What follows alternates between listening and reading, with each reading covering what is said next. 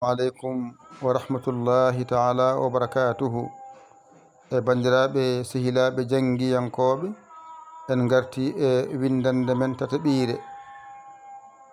Wonɗo eno ko a mawɗo, e mawɗo, i mawɗo, o mawɗo, u mawɗo. A tokoso, e tokoso, i tokoso, o tokoso, u tokoso. Ngara pooɗen a, e, i, o, u. Masɗe ma gasi. Ngara masen ca o, mbiyen ca, ce, ci, co, cu.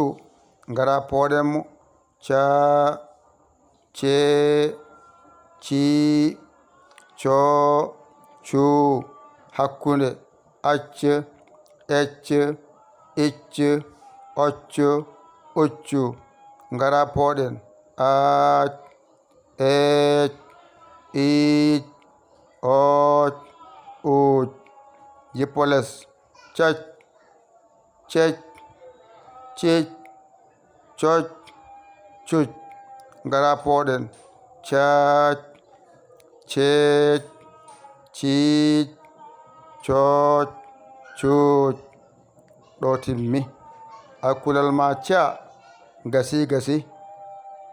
Ƴettu kuɗol ma e karne ma mbañotoɗa janga ɗigga.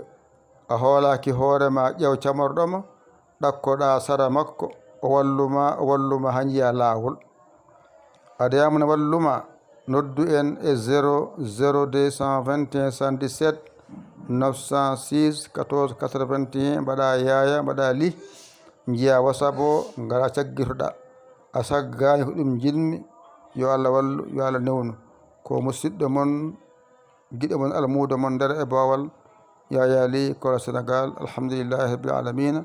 On jarama, wassalam.